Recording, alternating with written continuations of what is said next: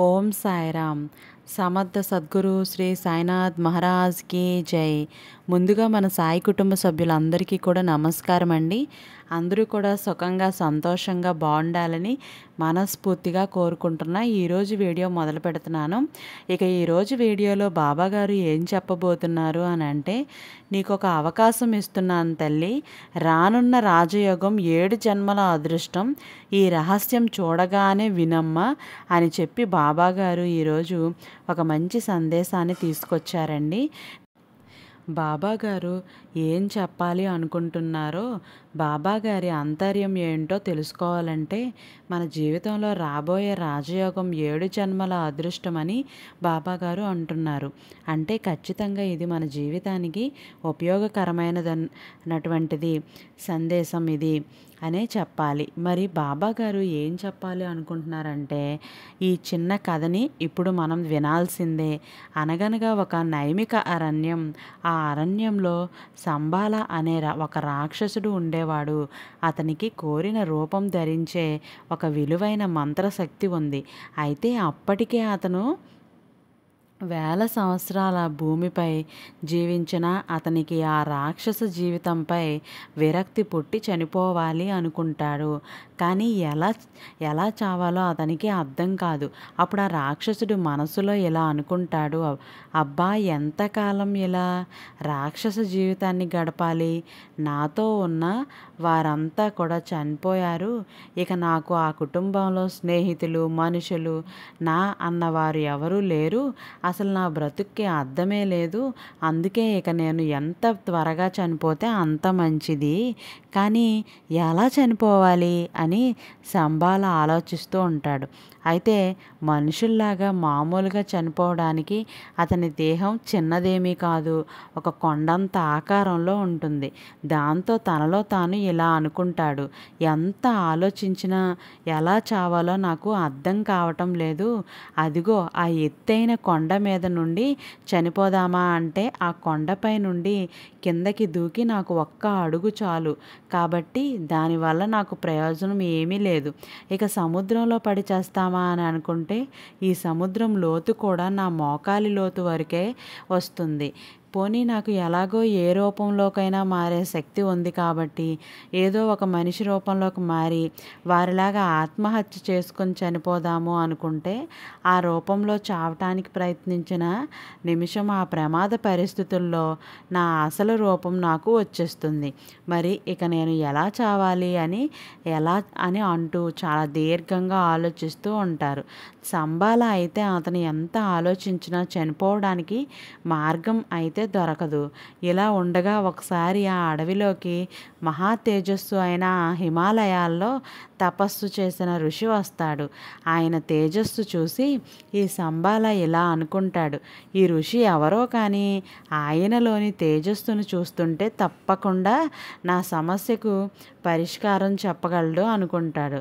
ఇతన్ని అడిగి ఎలాగైనా సరే ఈ రాక్షస జన్మ నుండి విముక్తి పొందాలి, కాకపోతే ఇప్పుడు ఇంత పెద్ద దేహంతో ఆయన ముందరకు వెళితే బహుశా ఆయన నాకు సహాయం చేయకపోవచ్చు, కాబట్టి మనిషి రూపం ధరించి ఆయన వద్దకు వెళ్తాను అని వెంటనే సంబాల తన రాక్షస రూపం నుండి మనిషి రూపంలోకి మారిపోయి ఆ ఋషి ముందరకు వెళ్ళి ఆయన దగ్గర ఇలా అడుగుతాడు, అయ్యా నేను ఒక భయంకరమైన రాక్షసుడిని, నా పేరు సంబాల, ఎంతో కాలం నుండి నాకు ఒక సమస్య వేధిస్తుంది, దానికోసమే మీ వద్దకు వచ్చాను అని తనను తాను చేసుకుంటాడు.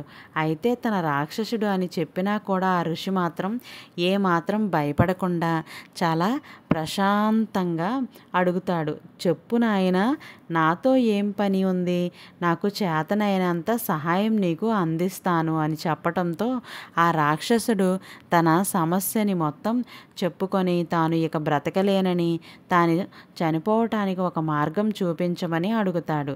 అప్పుడు ఋషి కొంతసేపు ఆలోచించి ఇలా అంటాడు, నాయనా నీ సమస్యకు నీ సమస్య నాకు అర్థమైంది. నువ్వు చనిపోవాలి అనుకోవటంలో ఒక అర్థం ఉంది. ఎందుకంటే ఇవి రాక్షసులకు రోజులు కావు. మీ రాక్షస జన్మలో సుఖం లేదు. నువ్వు నీ జీవితం చాలించాలి అనుకోవటం మంచిదే కానీ నీకు ఇంకా చాలా ఆయుష్ ఉంది. నువ్వు ఇప్పటికిప్పుడు బలవంతంగా చనిపోతే నీకు మిగిలిన ఆయుష్ వల్ల మరలా నువ్వు మరో జన్మ ఎత్తాల్సి ఉంటుంది. మరో జన్మ అమ్మో నా వల్ల కాదు స్వామి, నాకు మోక్షం దొరికే అవకాశం లేదంటారా? నీ కర్మఫలం పూర్తయ్యే వరకు నువ్వు మళ్ళీ జన్మించాల్సి వస్తుంది. కాబట్టి ఉంటే ఈ రాక్షసుడిగానే మిగిలిన నీ ఆయుధాన్ని పూర్తి చేసుకోలేకపోతే చనిపోయి మరో జీవిగా జీవించాల్సి ఉంటుంది. అమ్మో ఇక నేను రాక్షసుడిగా జీవించలేను స్వామి, మరో జన్మ ఎత్తడమే మేలు అనిపిస్తుంది. సరే అయితే నీకు ఏ జన్మ కావాలో కోరుకోనైనా నీకు ఈ రాక్షస జన్మ నుండి విముక్తిని కలిగిస్తాను అని ఆ ఋషి అనగానే సంబాలకు ఏ జన్మ కోరుకోవాలో అర్థం కాక ఆ ఋషిని ఇలా అడుగుతాడు. స్వామి, ఈ జన్మ నుండి నాకు విముక్తి పొందాలి అని ఉంది. కానీ మళ్ళీ ఏ జన్మ ధరించాలో అర్థం కాకుండా ఉంది. తేల్చుకోలేకపోతున్నాను. ఈ విషయంలో మీరే నాకు సహాయం చేయాలి అని అడగడంతో ఆ ఋషి ఒక చిన్న నవ్వు నవ్వి రాక్షసుడితో ఇలా అంటాడు. సరే అయితే ఈ భూమండలంలో అన్ని జన్మలలోకి ఉత్తమమైనది మానవ జన్మ. నువ్వు అదే కోరుకో. మిగిలిన ఆయుష్ని మానవ జన్మగా పరిపూర్ణం చేసుకో అని సంబాలతో అంటాడు. అది విన్న సంబాల మానవ జన్మ అని అనగానే కొంత తటాపటాయించి ఋషితో మళ్ళీ ఇలా అంటాడు. స్వామి, మీరున్నటువంటి ఆ మానవ జన్మ ఎత్తడానికి నాకు ఎటువంటి అభ్యంతరం లేదు. అయితే అంతకంటే ముందు అసలు ఈ మానవులు ఎలా ఉన్నారు, ఆ మానవ జీవితంలోకి ఆ రూపంలోకి ఎలా తీర్చుకోవాలనుకుంటున్నాను. సరే నాయనా, అయితే నీ ముచ్చట నేనెందుకు కాదనాలి. అలాగే కానివ్వు. మానవుల మధ్య కొంతకాలం జీవించి మళ్ళీ నా దగ్గరికి రా అని చెప్పడంతో సంబాల అక్కడ నుండి బయలుదేరి ఒక నగరానికి వెళ్ళి మానవ రూపాన్ని ధరించి మానవుల మధ్య తిరుగుతాడు. అక్కడ ఒక ఇంట్లో ఉండి మనుషుల్ని గమనిస్తూ ఉంటాడు. ఆ మనుషులు నీతి నియమాలు పాటిస్తూ ఎంతో హాయిగా జీవిస్తున్నట్టు అతనికి అనిపిస్తుంది. దాంతో ఇలా అనుకుంటాడు, నిజమే, ఈ మనుషులందరూ ఎంతో సౌమ్యంగా సమాజం కోసం తన కుటుంబంతో కలిసి చాలా ఆనందంగా జీవిస్తున్నారు. నేను ఈ రాక్షస జన్మని విడిచి వీరిలాగా జీవిస్తే బాగుంటుందేమో అని అనుకుంటూ ఉండగా ఆ నగరానికి రంగస్వామి అనే ఆ నగర రాక్షసుడు వస్తాడు. అతన్ని చూడ్డానికి చాలా గంభీరంగా ఉండటం, అతని చుట్టూ ఉన్నవారు అతన్ని గౌరవిస్తూ ఉండటంతో అతని గురించి తెలుసుకోవాలని సంబాల తన ప్రక్కన ఉన్న వ్యక్తిని ఇలా అడుగుతాడు. ఎవరు ఆ వ్యక్తి? ఎందుకు అతన్ని అంతలా గౌరవిస్తున్నారు? ఓహో, అతని గురించి మీకు తెలీదా? అతను నగరానికి రాక్షసుడు, రంగస్వామి యోధుడు, వీరుడు. అతను ఏ నగరంలో ఉన్నంత వరకు ఎవరికైనా ఏ ఆటంకము రాదు. ఈ నగరంలో ఉన్నంత వరకు మాకు కూడా ఎలాంటి ప్రమాదము ఉండదని మా నగరవాసులకు గట్టిగా నమ్మకం. అందుకే అతనంటే అందరికీ అంత గౌరవం అని చెప్పడంతో రంగస్వామి ప్రతాపం ఎటువంటిదో తెలుసుకోవాలని ఒకసారి సంబాల అతని వద్దకు వెళ్తాడు. అయ్యా, మీరేనా రంగస్వామి? అంటే మీరు గొప్ప యోధుడిని, వీరుడిని అందరూ అంటున్నారు. అవునవును, నువ్వు నా గురించి తెలుసుకున్నది నిజమే. ఈ నగరాలలో ఏకైక యోధుడిని నేనే. నేను ఎక్కడ ఉన్నా అక్కడ సుభిక్షంగా ఉంటుంది. ప్రాంతం ఇక్కడ ఉన్నాను అని తెలిస్తే శత్రువుల గుండెల్లో ఫిరంగులు మోగుతాయి. ఇటువైపు కన్నెత్తి చూడ్డానికి కూడా భయపడతారు. అసలు నేనంటే ఎవరనుకుంటున్నావు అంటూ రంగస్వామి తన శక్తి సామర్థ్యాల గురించి అన్ని సంబాల దగ్గర ఎన్నో ప్రగల్భాలను పలికి చివరకు అంతెందుకు, చివరికి అంతెందుకు, ఒకప్పుడు ఆ విక్రమార్కుడు ఇటువంటి వారు ఎందరో రాక్షసులను ధైర్యంగా ఎదిరించి చంపారని చెబుతూ ఉంటారు. కానీ దొరికితే మాత్రం ఎటువంటి రాక్షసునైనా చీల్చి చెండాడే గుణం నాలో కూడా ఉంది అని మరింత ప్రగల్భాలను పలికేసరికి సంబాలకు ఎక్కడా లేని కోపం వచ్చి తనలో తాను ఇలా అనుకుంటాడు. నేనేదో సాధారణ వ్యక్తిలాగా వీళ్ళలో కలిసి బతకను అని అనుకుంటే వీడేంటి రాక్షసులనే చంపాలి అనుకుంటాడు. వీడు ఇంత మాట అన్న తర్వాత కూడా నేను ఇంకా ఇలా మనిషి రూపంలో ఉంటే అది నా రాక్షస జాతికే అవమానం. వీడి సంగతి ఏంటో చెబుతాను అంటూ మానవ రూపంలో ఉన్న సంబాల ఒక్కసారిగా బ్రహ్మ రాక్షసుడిగా మారిపోయి ఆ రంగస్వామికి అసలు రూపం చూపిస్తాడు. అది చూసి నిలువున వణికిపోయి రంగస్వామి, అయ్యయ్యో నువ్వు రాక్షసుడివా? నీ గురించి నిజం తెలియక ఏదేదో మాట మాట్లాడాను. నన్ను క్షమించేయి, వదిలేయి. నేను మళ్ళీ నీకు కనబడను. అదేంటి ఇప్పటి వరకు నాలాంటి రాక్షసుడు కనిపిస్తే ఏదో చీల్చి చెండాడుతాను అన్నావు కదా, మరి ఎంతలోనే ఏమైంది? నువ్వు మనసులో పెట్టుకోకు. ఏదో నా గురించి కొంచెం గొప్పగా చెప్పుకుందాం అనుకున్నావు. అది నిజం కాదు. నన్ను క్షమించండి అని వేడుకోవడంతో సంబాల వికృతంగా నవ్వి రంగస్వామితో ఇలా అంటాడు. సరే అయితే నువ్వు నా చుట్టూ మూడు సార్లు ప్రదక్షిణ చేసి నా కాళ్ళకు మొక్కితే నిన్ను ప్రాణాలతో వదిలిపెడతాను. మరొక మాట, ఇంకొకసారి ఇలా నీ గురించి నువ్వు గొప్పలు చెప్పుకోకు, లేదంటే నీ ప్రాణాలు తీస్తాను అని గర్జించటంతో ఆ రంగస్వామి వణికిపోతూ ఆ రాక్షసుడి చుట్టూ 3 ప్రదర్శనలు చేసి కాళ్ళ మీద పడతాడు. దాంతో శాంతించిన సంబాల, సరే ఇకపో, మళ్ళీ నాకు ఎప్పుడూ కనబడకు అని చెప్పడంతో రంగస్వామి అక్కడ నుండి పారిపోతాడు. ఇక ఈ సంగతితో మనుషుల ప్రతాపంతో పాటుగా తెలుసుకున్న సంబాల ఈ మనుషుల ప్రతాపం గురించి కూడా నేను ఏదో ఊహించి వస్తే వీళ్ళేంటి ఇలా ఉన్నారు, సరే మరో 2 మనుషులను కూడా చూద్దాం, తర్వాత ఏ మనిషి జన్మెత్తాలో వద్దా అని నిర్ణయించుకుందాం అని సంబాల అక్కడి నుండి మాయమైపోయాడు. ఆ నగరంలోని ఒక శ్రీమంతుడి ఇంటికి వెళ్తాడు. అతను అక్కడికి వెళ్ళేసరికి ఆ శ్రీమంతుడు పెళ్ళిళ్ళ పేరయ్యతో మాట్లాడుతూ ఉంటాడు. ఆ మాటలు చాటుగా వింటాడు ఈ సంబాల పేరయ్య. నీకు తెలియనిది ఏముంది? నాకున్నది ఒక్కగానొక్క కూతురు. మంచి సంబంధం వస్తే పెళ్లి చేయాలనుకుంటున్నాను. ఏదైనా మంచి సంబంధం ఉంటే చెప్పండి. అయ్యా, నీ కూతురికి ఉన్న అందానికి ఎవరైనా సరే కళ్ళకి అద్దుకొని పెళ్లి చేసుకుంటారు. నాకు ఒక్కరోజు సమయం ఇవ్వండి. నేను రేపు ఉదయమే ఒక మంచి సంబంధాన్ని తీసుకొస్తాను. ఇక నాకు సెలవిప్పించండి అయ్యా అని పేరయ్య వెళ్ళిపోతాడు. అయితే అప్పటి వరకు ఆ మాటలు విన్న సంబాల ఇలా అనుకుంటాడు. అసలు ఈ శ్రీమంతుడు నాలాంటి ఒక రాక్షసుడికి తన కూతుర్ని ఇచ్చి పెళ్లి చేస్తాడా లేదా తెలుసుకుందామని వెంటనే ఒక అందమైన యువకుడి రూపంలో మారిపోయి ఆ శ్రీమంతుడి దగ్గరకు వెళ్ళి, అయ్యా, నన్ను పెళ్ళిళ్ళ పేరయ్య పంపించారు. మీ అమ్మాయి గురించి విన్నాను. మీకు ఇష్టమైతే మీ అమ్మాయిని పెళ్ళాడతాను అని అనడంతో ఆ శ్రీమంతుడు మాయా రూపంలో ఉన్న సంబాలను అనేక ప్రశ్నలు వేసి అభ్యంతరాలు చెబుతాడు. లేదయ్యా, నీతో మాట్లాడిన తర్వాత ఎందుకో నువ్వు మా అమ్మాయికి సరైన జోడీవి కాదు అనిపిస్తుంది. కాబట్టి నేను మా అమ్మాయిని ఇచ్చి పెళ్లి చేయలేను. నువ్వు ఇక్కడి నుండి వెళ్ళిపో అని అంటాడు.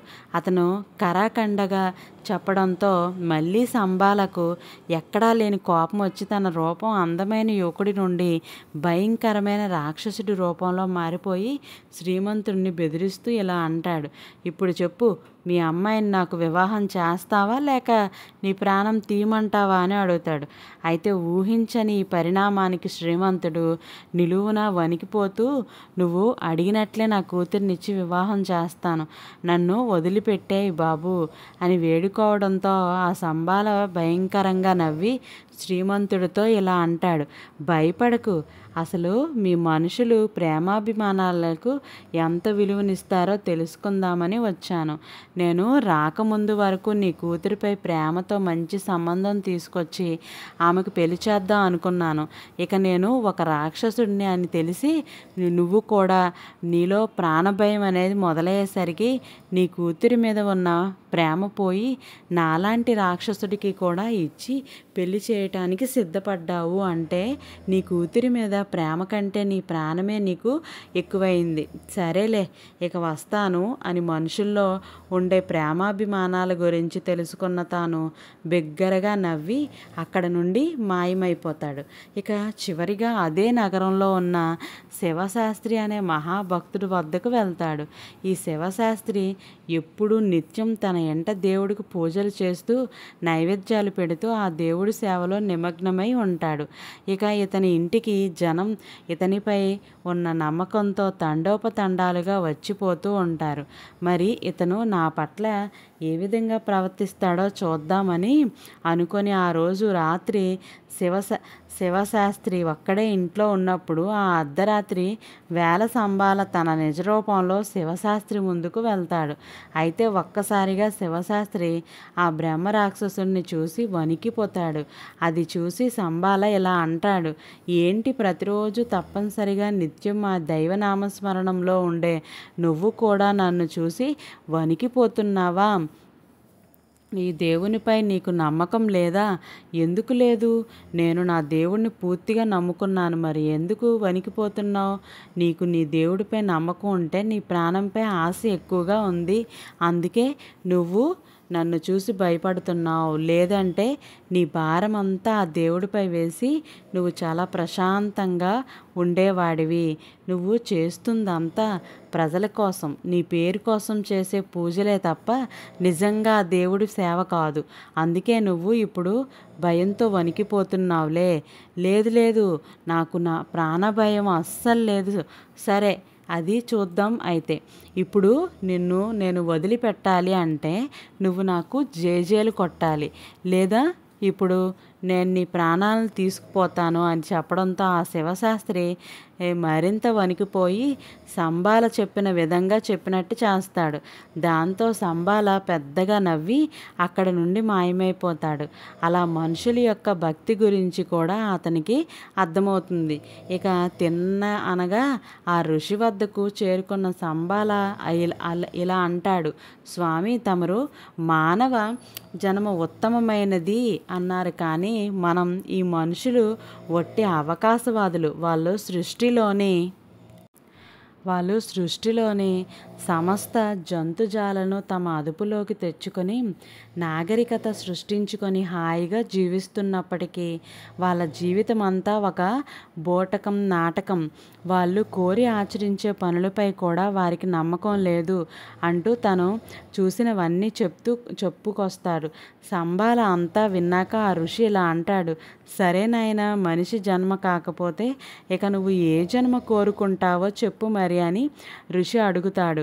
అప్పుడు సంబాల ఇలా అంటాడు, నేను మనిషి జన్మ కాదు అని ఎప్పుడు చెప్పాను? నేను మానవ జన్మనే పొందాలి అనుకుంటున్నాను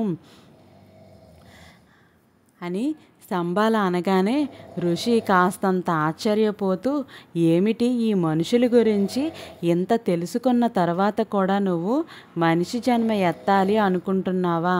ఎందుకో తెలుసుకోవచ్చా? అవును, ఎందుకంటే ఎంత బూటకంగా జీవిస్తున్నా కూడా ఇది మానవుల కాలం. ఎన్ని శక్తులు ఉన్నా సరే నాకు జీవితం మీద విరక్తి పుట్టింది, కానీ ఈ మనుషుల్లో జీవితం మీద ఆశ ఉంది. వాళ్ళు చావంటే భయపడతారు. చావును దూరంగా ఉంచడానికి వాళ్ళు తమ విశ్వాసాలన్నీ కూడా పక్కన పెట్టగలరు. ఇక ఒక మనిషిగా జీవించటంలో ఏదో ఆకర్షణ ఉంది. బతికి ఉన్నంత కాలం కూడా జీవనాక్ష ఉంది.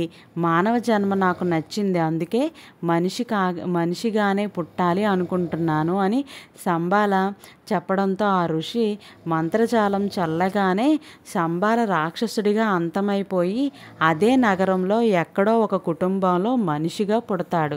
అలా రాక్షసుడిగా కోల్పోయిన అన్ని భావోద్వేగాలను మనిషిగా అతను అనుభవించాలి అనుకుంటాడు, అనుభవిస్తాడు. దీన్ని బట్టి బాబాగారు అందిస్తున్న గొప్ప సందేశం ఏంటి అంటే, ఒక్కసారి జీవితంలో అవకాశం అనేది వస్తుంది. దానిని మనం దుర్వినియోగం చేసుకోకూడదు, వినియోగించుకోవాలి. రానున్న రాజయోగాన్ని ఎప్పటికీ మనం అదృష్టంగానే భావించి మన జీవితంలోకి ఆహ్వానించాలి. ఇంకొక విషయం ఏంటంటే, మనిషి ఆశావాది అని చెప్పడానికి ఈ కథే నిదర్శనం. ఇంకా చెప్పాలంటే మనిషిని ఒక ఊసరవెల్లి అని కూడా చెప్పచ్చు. ఎందుకంటే ఊసరవెల్లి ఏ విధంగా తన రంగులను మార్చుకుంటూ ఉంటుందో, అదేవిధంగా మనిషి జీవితంలో కూడా తన అవసరాలను, తన కోరికలను మార్చుకుంటూనే ఉంటాడు.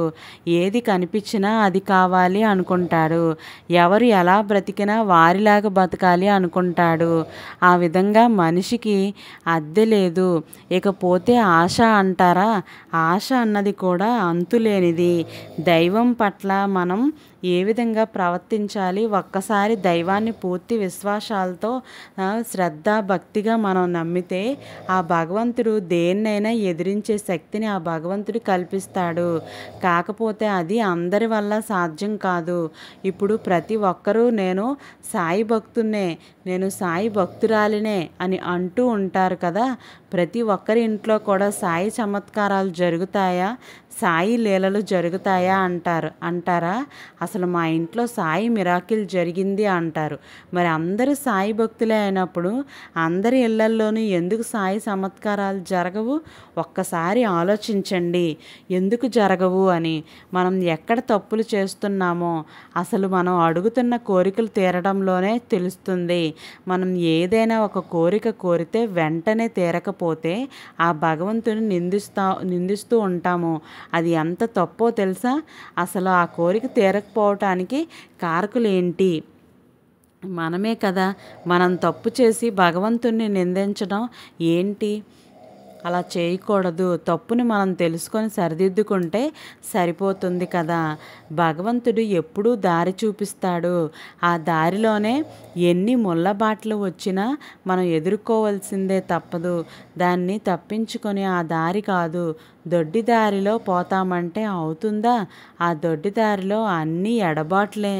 ఇక ఎలా కావాలో నిర్ణయించుకోవాల్సిన బాధ్యత కూడా ఆ భగవంతుడు నీకే వదిలేస్తాడు. ఆ తర్వాత నీ ఇష్టం అంటారు. కాస్త ఆలోచించండి బాబాగారు. ఎప్పుడూ మనతోడే ఉంటారు, నమ్మిన వారికి నమ్మినంత అండ అంటారు మన పెద్దలు. అవునా కాదా? మరి ఈరోజు బాబాగారు అందించిన ఇంత గొప్ప సందేశాన్ని అందరికీ అందేలాగా షేర్ చేయండి.